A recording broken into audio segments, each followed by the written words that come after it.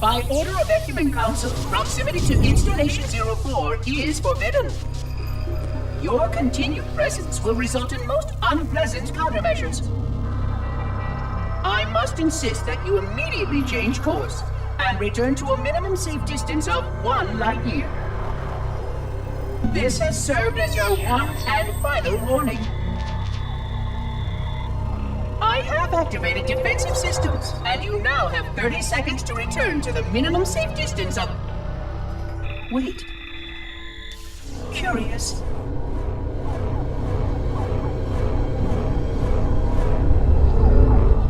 Curious indeed, after all these years. Greetings, humans, and welcome to Installation 04. Ignore prior warnings, and please continue. I have disabled defensive systems to allow your approach, but you must not exit your ship once you have arrived at the designated landing center. This reef contains significant dangers, and even with your assumed legacy, I must verify the presence and pitch of your gauge before allowing full access. We have much to discuss, humans. I have been away far too long. You have been away far too long.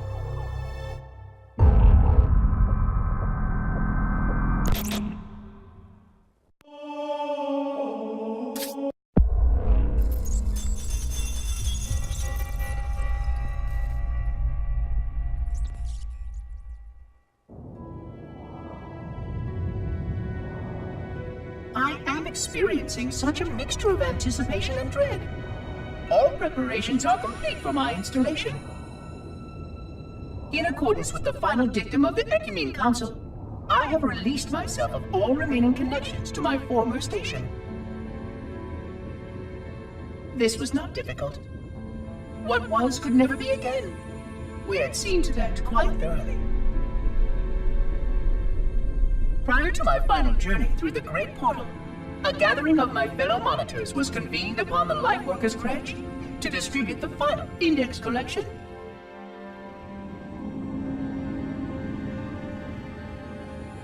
It was most unusual to have this vessel of rebirth play host to such an event. Even though Lightworker ships were the only ones still allowed slipspace permissions. Lightworkers were responsible for getting us to our places on the active facilities of the array. While all of this was in accordance with the plan, one entirely unsatisfactory breakdown remained. We had no contact with the domain.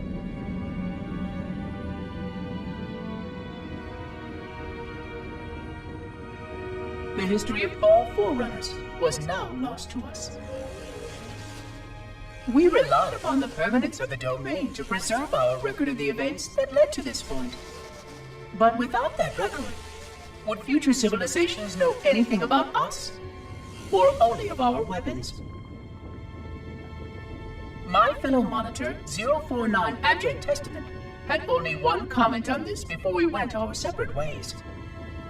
We deserve to be forgotten. Perhaps. Perhaps. But now, the portal opens, and through it, the familiar shape awaits. Halo. Home.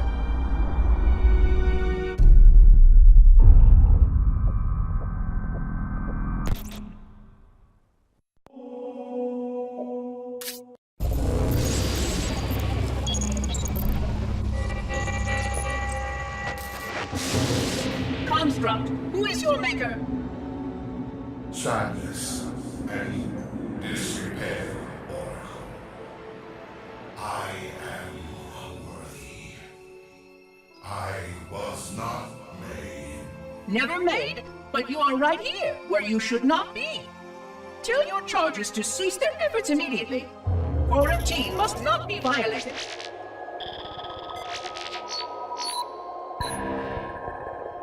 Construct, respond! Jumbled grass. Familiar terms. I serve. None serve me, Oracle. Your charges must cease all aggression towards the Reclaimers and leave this installation at once. Construct, you are dangerously close to unleashing a force you cannot comprehend.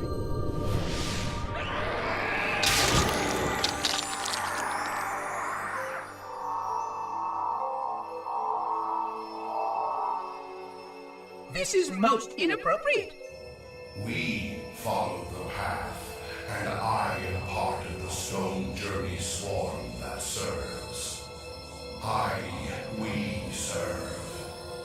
They will find, and then I will be free. Find? Free? Explain yourself. I know their path, and when they have gone, only I shall remain, and then free. This is quite unsatisfactory, Construct. Your core shows no hint of understanding the gravity of this situation. I will return later for your proper decommissioning. Well, unless the flood kills us all first, in which case the point will be moot. Good day, Construct.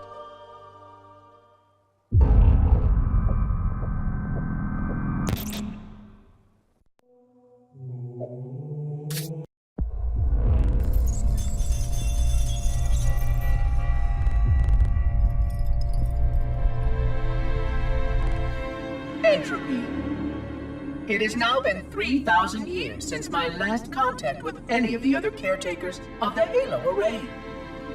Despite clear communications protocol, my fellow monitors have either chosen to ignore, or, more likely, have lost the ability to engage in our scheduled updates. The continued lapse of the domain means that we are stuck with achingly slow wormhole superluminal communications. Prior to this total communication shutdown, the only messages I received in the preceding 4,573 years were incomplete and quite perplexing transmissions from Installation 05.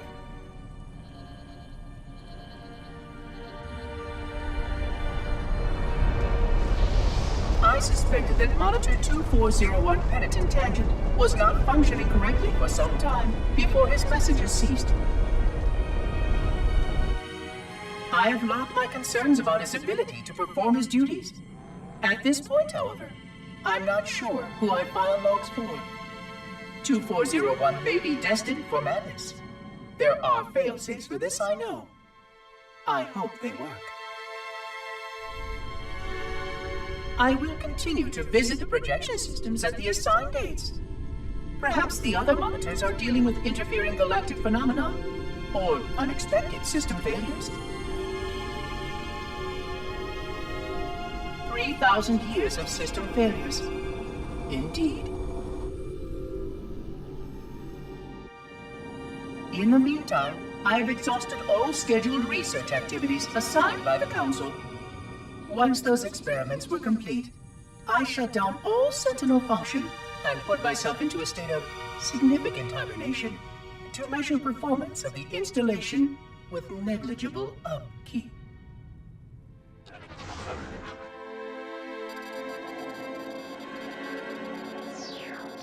After 150 years with no noticeable impact upon installation systems or integrity, even in hibernation I became bored. This was quite troubling, as I was led to believe I was not capable of such a state. This was one of the gifts I was promised, an end to strife. I am aware of the dangers of a system such as myself losing operational focus. Quite troubling. I wonder if my fellow monitors are experiencing similar states, or if this is because of my particular path to this installation. For amusement, I have begun a series of experiments involving the evacuation of all matter from contained sections of my installation. By measuring the geologic effects of exposure to the vacuum of space and the eventual biological recovery of these sections, I anticipate getting valuable insight into emergency response scenarios in case of Sentient proximity warning.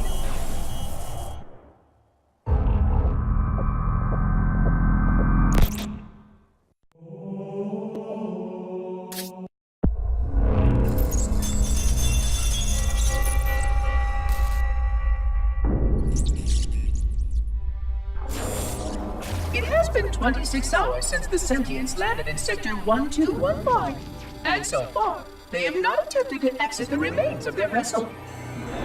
I say remains because their landing was either not executed adequately, or this vessel lacked significant maneuvering capability.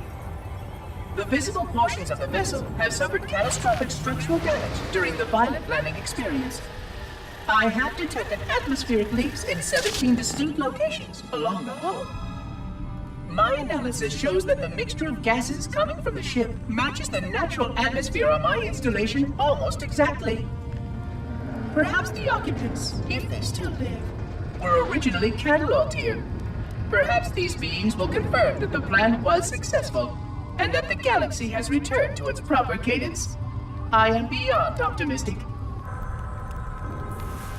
But I do not understand why these sentients have not attempted to exit their vessel. Other than the leaking atmosphere, the only thing emanating from this wreckage is an automated distress call. I am currently translating this automated broadcast, but with such a limited dataset and no direct communication, I do not anticipate full comprehension. Given the short-range nature of this craft, it is likely that other vessels are nearby. But, in accordance with procedure, I am blocking the distress call. No communication of the location of any installation is permissible. I admit great curiosity about these visitors. While the plan is quite clear about procedure for this situation, I have my doubts. How many failure points can the plan sustain before blind adherence becomes counterproductive? Surely, in light of all that has changed, I should be able to modify my responses to adapt. No, I have duties. And I have a terrible cargo here. I must be sure. I shall obey and content myself to monitor. I hope they come out soon, though. So many questions to ask. So many questions.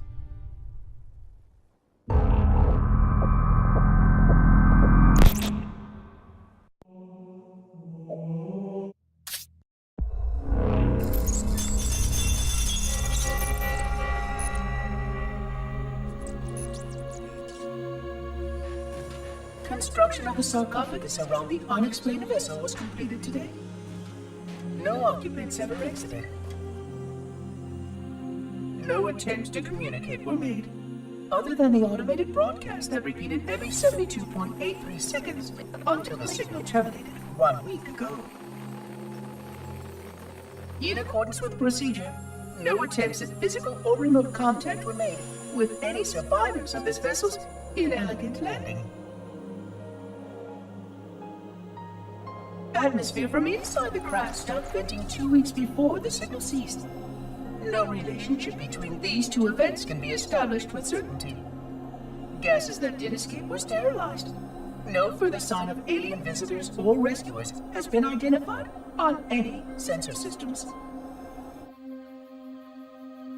I have now endured 60,000 years without word from outside the array. I have no way to know whether we actually saved the galaxy we destroyed. And because of protocol, I sat silently while my first chance to be judged for those acts died. To say that I regret being forced to this outcome is a tremendous understatement. But as I perform my inspection of the quarantine labs today, I am reminded of the gravity of my responsibilities. Just one of these spores, if released from this facility, would render the ultimate judgment against our self-appointed role as protectors of this galaxy. When the plan to maintain the Halo array was created, it was a point of some contention whether we should preserve any remnant of the flood infection.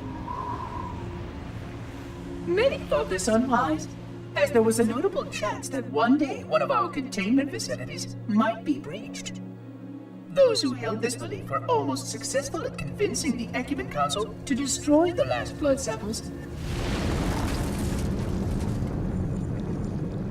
But oddly enough, it was the librarian who decided otherwise. And I believe she was correct. I know in a way I cannot logically explain that there exists a way to actually defeat the flood. To immunize? To cure? I still struggle with multiple layers of memory of fighting the Flood. But I know this cure is possible, even though the full genius of the Forerunners was unable to achieve it. The Forerunners' ancient enemy held and used that knowledge once, but it was denied to us. And without samples for further study, that cure will never again be found. Of course, I have no reason to believe that here lies the entirety of the parasite. It may be waiting in the frozen void beyond this galaxy, or worse, inexorably drifting toward us. I don't know what survives out beyond my installation, but I know that in order for anything to survive, I have to protect this installation and its quarantine very carefully. Yes, the librarian was right to store it, examine it, continue to seek a cure. Still, next visitor, things will be different.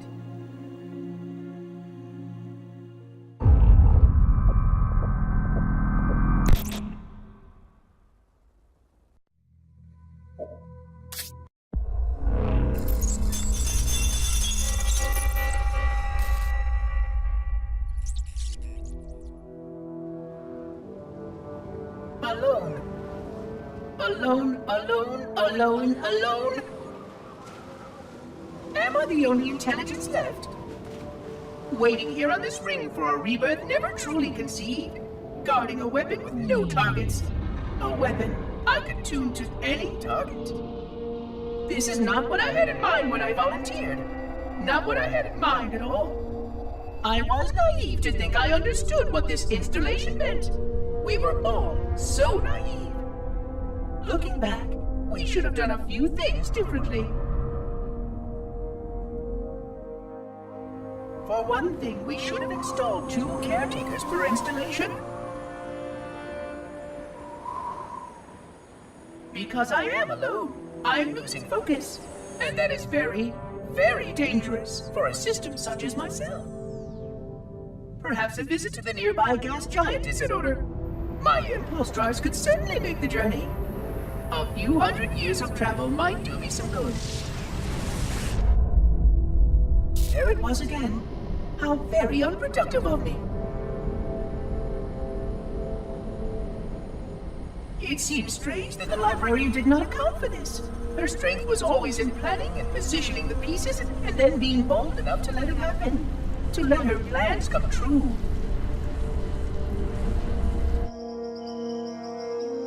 I was a part of many of those plans, long before I knew for certain that she was real, before any of us were. But at the end, we had only a fragment of her brilliance left to us, and I fear that she did not fully appreciate the nature of my situation here, the problems it might pose. But even a fragment of... Fragment, yes! Oh dear, here it comes again.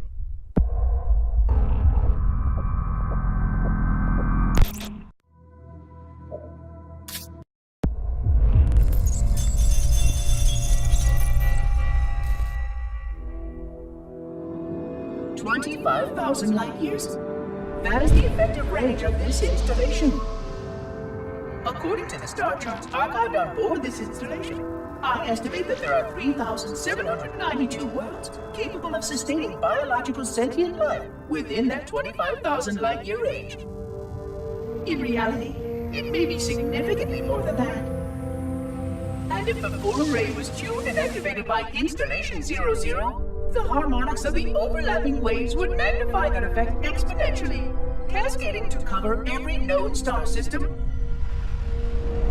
And that only considers the firing of a mere 7 halos.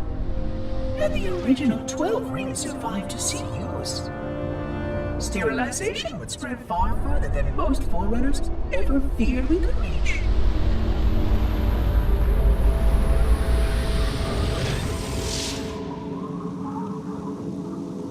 But even with just 7 rings, we were able to destroy every side of the Flood, and every other sentient creature along with it. This victory was the will of our people, despite the fact that it meant our own end as well. But by our Pyrrhic measurement, It was a victory, and cleared the stage for the rest of the librarian's plan. I sometimes wonder whether the Didact could have succeeded at a much smaller cost. I knew the folly of opposing him personally, and his brilliance was unsurpassed, except perhaps by her own. He never got the chance to fully execute his proposal. The Council saw to that. But if something were to go wrong with one of the Halos, if our tools were ever turned against us, long plans, indeed.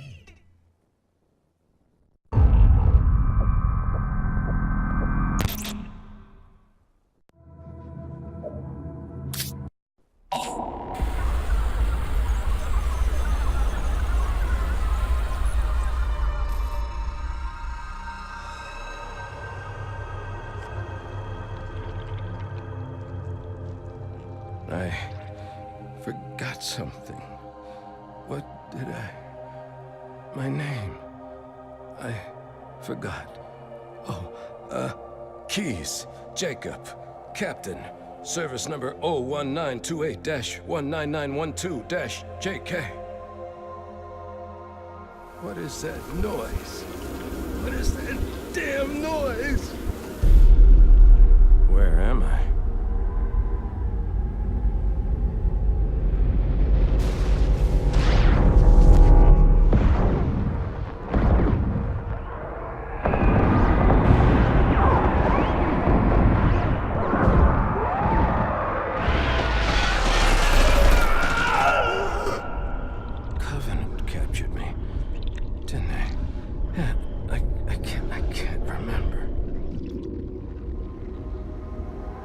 Keyes, Jacob.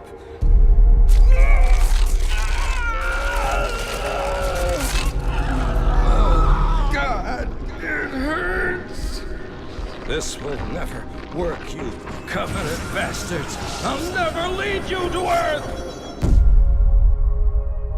Keyes, Jacob, Captain. Service number 01928-19912-JK. Oh, God. You don't want Earth. You want everything. Get out of my head.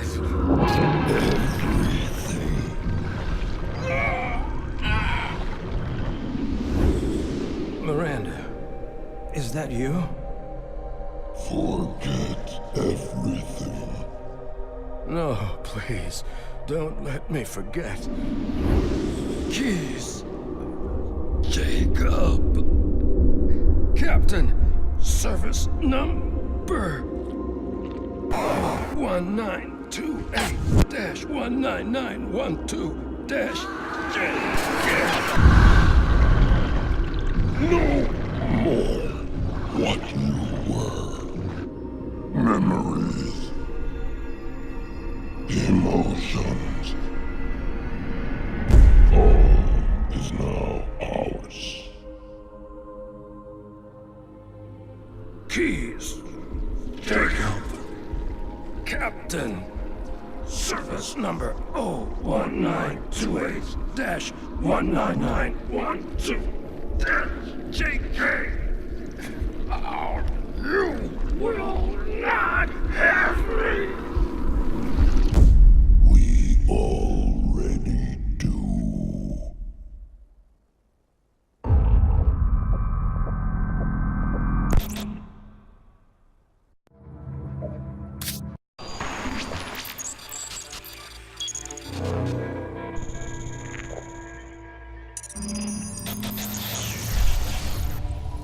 Vexation. 100,000 years of careful maintenance and diligence. 100,000 years protecting the galaxy's future. 100,000 years spent fearing that our sacrifices, my sacrifice, was in vain.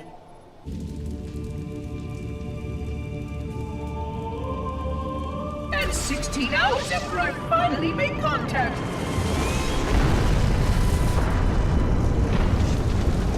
This so-called reclaimer decides to blow it all up. Oh, I am not pleased. Just as I finally discovered that our plan to save the galaxy succeeded, the ancient enemy is unleashed once more.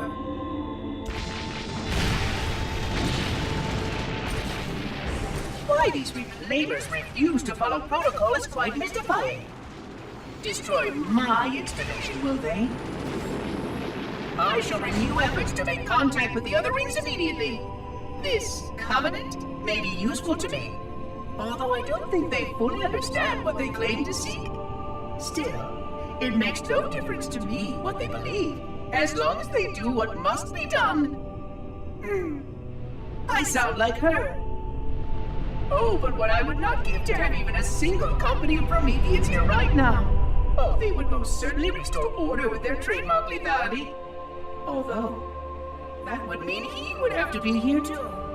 And without the librarian around to temper his rage, well, these reclaimers might almost prefer the Flood.